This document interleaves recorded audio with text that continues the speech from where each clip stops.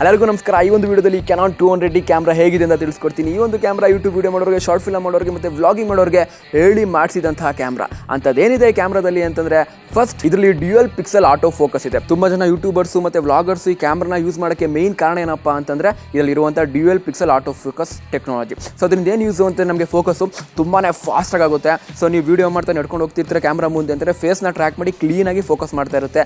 ಎಲ್ಲೂ ನಿಮಗೆ ಬ್ಲರ್ ಆಗಲ್ಲ ಮತ್ತು ಶಾರ್ಪ್ ಆದಂಥ ಫೋಕಸ್ ಕೊಡುತ್ತೆ.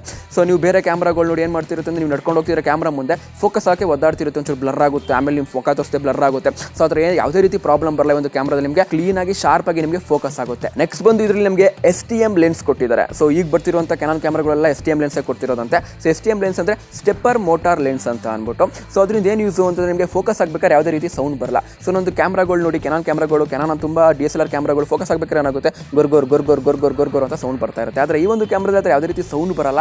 ಮತ್ತು ನಿಮಗೆ ಫೋಕಸ್ ಅಷ್ಟೇ ತುಂಬಾ ಫಾಸ್ಟಾಗಿ ಆಗುತ್ತೆ. ಮತ್ತು ಎಲ್ಲ ನಿಗೂಢವಾಗಿ ಒಳಗಡೆ ಆಗುತ್ತೆ. ನಿಮಗೆ ಹೊರಗಡೆ ಹೆಂಗೆ ಫೋಕಸ್ ಆಗ್ತಿದೆ ಅಂತ ಗೊತ್ತಾಗಲ್ಲ. ಬೇರೆ ಕ್ಯಾಮ್ರಾದಲ್ಲಿ ರಿಂಗ್ ತಿರುಗ್ತಾ ಇರುತ್ತೆ ಫೋಕಸ್ ಹಾಕಿ, ಬಟ್ ಆದರೆ ಈ ಕ್ಯಾಮ್ರಾದಲ್ಲಿ ಆ ಥರ ಏನೂ ತಿರುಗಲ್ಲ. ಫೋಕಸ್ ಆಗಬೇಕಾದ್ರೆ ಬರೀ ಒಳಗಡೆ ಎಲ್ಲ ಮೆಕ್ಯಾನಿಸಮ್ ಕೊಟ್ಟಿದೆ. ಸೊ ಕ್ಲೀನ್ ಆ್ಯಂಡ್ ಈಸಿಯಾಗಿ ಯಾವುದೇ ರೀತಿ ಸೌಂಡ್ ಇಲ್ಲದೆ ನಮಗೆ ಫೋಕಸ್ ಆಗುತ್ತೆ. ಇದರಿಂದ ವ್ಲಾಗಿಂಗ್ ಮಾಡೋರ್ಗೂ ತುಂಬಾ ಯೂಸ್ಫುಲ್ ಆಗುತ್ತೆ. ಅವ್ರು ವ್ಲಾಗಿಂಗ್ ಮಾಡಬೇಕಾದ್ರೆ ಹಿಂಗೆ ಗೊರ್ಗೋರ್ ಅಂತ ಸೌಂಡ್ ಬಂತು ಅಂದರೆ ಆಡಿಯೋ ಕ್ವಾಲಿಟಿ ಚೆನ್ನಾಗಿ ಬರಲ್ಲ. ಬಟ್ ಆದರೆ STM ಲೆನ್ಸ್ ಹತ್ರ ಸೌಂಡ್ ಬರದೇ ಇರೋದ್ರಿಂದ ನಮಗೆ ಆಡಿಯೋ ಕ್ವಾಲಿಟಿ ತುಂಬಾ ಇಂಪ್ರೂವ್ ಆಗುತ್ತೆ. ಮತ್ತು ಇನ್ನೊಂದು, ನೀವು ಕ್ಯಾನನ್ ಕ್ಯಾಮ್ರಾ ತೊಗೊತಿದ್ದೀರಾ ಅಂತಂದರೆ ನೋಡಿ STM ಲೆನ್ಸ್ ಏನಾ ಅಂತ ಅಂದ್ಬಿಟ್ಟು ಇಲ್ಲಿ ಮುಂದೆ ಬರ್ದಿರ್ತಾರೆ STM ಅಂತ ಅಂದ್ಬಿಟ್ಟು.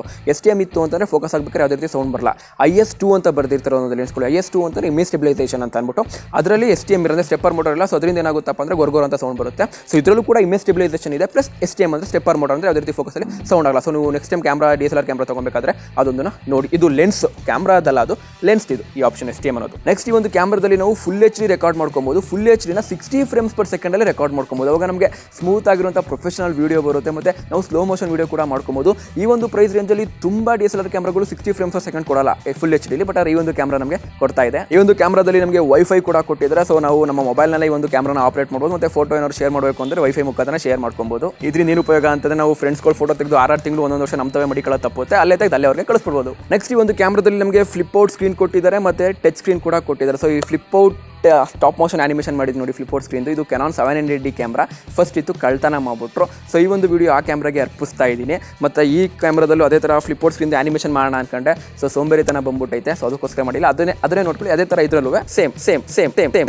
ಮತ್ತು ಇದ್ರಲ್ಲಿ ನಮಗೆ ಟಚ್ ಸ್ಕ್ರೀನ್ ಕೂಡ ಕೊಟ್ಟಿದ್ದಾರೆ. ಸೊ ನಾವೆಲ್ಲ ಟಚ್ಚಲ್ಲೇ ಕೂಡ ಒಂದು ಕ್ಯಾಮ್ರಾ ಆಪರೇಟ್ ಮಾಡ್ಕೊಂಡು ಫೋಕಸ್ ಮಾಡಬೇಕು. ಸ್ಟಾರ್ ಮಾಡ್ಕೊಂಡು ಮೇಲೆ ಕ್ಲಿಕ್ ಮಾಡಿದ ತಕ್ಷಣ ನಮಗೆ ಪಟ್ ಅಂತ ಫೋಕಸ್ ಆಗಿಬಿಡುತ್ತೆ. ನೆಕ್ಸ್ಟ್ ಈ ಒಂದು ಕ್ಯಾಮ್ರಾ ತುಂಬಾ ಲೈಟ್ ವೆಯ್ಟ್ ಇದೆ. ಕ್ಯಾನಾನ್ 700D ಅಂತ ಹೇಳಿದ್ರೆ ಅದಕ್ಕಿಂತ ತುಂಬಾ ಲೈಟ್ ವೆಯ್ಟ್ ಇದೆ. ಮತ್ತು ಡಿಸೈನು ಕೂಡ ತುಂಬಾ ಡಿಫ್ರೆಂಟ್ ಆಗಿ ಮಾಡಿದರೆ. ನಮಗೆ ಒಳ್ಳೆ ಡೆಪ್ತ್ ಕೊಟ್ಟಿದ್ದಾರೆ ಇಲ್ಲಿ. ಸೊ ನಾವು ಕೈನ ಗಟ್ಟಿಗೆ ಇಟ್ಕೊಬೋದು ಇಲ್ಲಿ. ಸೊ ಒಳ್ಳೆ ನಮಗೆ ಗ್ರಿಪ್ ಸಿಗುತ್ತೆ ಒಂದು ಕ್ಯಾಮ್ರಾ ಇಟ್ಕೊಬೇಕಾದ್ರೆ. ನೆಕ್ಸ್ಟ್ ಈ ಒಂದು ಕ್ಯಾಮ್ರಾದಲ್ಲಿ ಟೆಕ್ನಿಕಲ್ ಅವರ ಸಿನಿ ಸ್ಟೈಲ್ ಪಿಕ್ಚರ್ ಪ್ರೊಫೈಲ್ ಕೂಡ ಸಪೋರ್ಟ್ ಮಾಡುತ್ತೆ. ಸೊ ನಾವು ಇದರಿಂದ low contrast high dynamic range ಇರೋ ವಿಡಿಯೋ ತಗೊಂಡು ನಾವು ಸಿನಿಮ್ಯಾಟಿಕ್ ವಿಡಿಯೋ ಆಗಿ ಮಾಡ್ಕೊಬಹುದು. ನೆಕ್ಸ್ಟ್ ಈ ಕ್ಯಾಮ್ರಾ ಪ್ರೈಸ್, ಸೊ ನಾನು ತಗೊಬೇಕಾದ್ರೆ ಫ್ಲಿಪ್ಕಾರ್ಟಲ್ಲಿ 37,000 ಇತ್ತು. ಪ್ಲಸ್ ಆಕ್ಸಿಸ್ ಬ್ಯಾಂಕ್ ಕಾರ್ಡ್ಗೆ ಎಷ್ಟು ಆಫರ್ ಇತ್ತು. ಸೊ ನನಗೆ ಟೋಟಲ್ ಆಗಿ 36,250 ರೂಪಾಯಿಗೆ ಈ ಒಂದು ಕ್ಯಾಮ್ರಾ ಸಿಕ್ತಲ್ಲ. ನಾನು ತಗೊಂಡೆ 36,250 ರೂಪಾಯಿಗೆ ಒಂದು ಕ್ಯಾಮ್ರಾ ತಗೊಂಡೆ. 36,250 ರೂಪಾಯಿಗೆ ನನಗೆ ಕ್ಯಾನಾನ್ 200D ಬಾಡಿ ಮತ್ತು 18-55mm STM ಲೆನ್ಸ್ ಮತ್ತು 16GB ಮೆಮೊರಿ ಕಾರ್ಡ್ ಮತ್ತು ಒಂದು ಬ್ಯಾಗ್ ಮತ್ತು ಒಂದು ಬ್ಯಾಟ್ರಿ ಸಿಕ್ತು. ನೆಕ್ಸ್ಟ್ ಇದರ ಬ್ಯಾಟ್ರಿ ಲೈಫ್ ಬಗ್ಗೆ ಮಾತಾಡೋದಾದ್ರೆ, ನಾವು ಇದರಲ್ಲಿ 650 ಫೋಟೋ ತೆಗಿಬೋದಂತೆ ಮತ್ತು 2 ಅವರ್ ಕಂಟಿನ್ಯೂಸ್ ವಿಡಿಯೋ ಶೂಟಿಂಗ್ ಮಾಡ್ಬೋದಂತೆ. ನೆಕ್ಸ್ಟ್ ಈ ಕ್ಯಾನಾನ್ 200D ಬಂದು 24.2 ಮೆಗಾಪಿಕ್ಸೆಲ್ ಕ್ಯಾಮ್ರಾ. ಇದು ಎಕ್ಸ್ಟರ್ನಲ್ ಮೈಕ್ ಕೂಡ ಸಪೋರ್ಟ್ ಮಾಡುತ್ತೆ.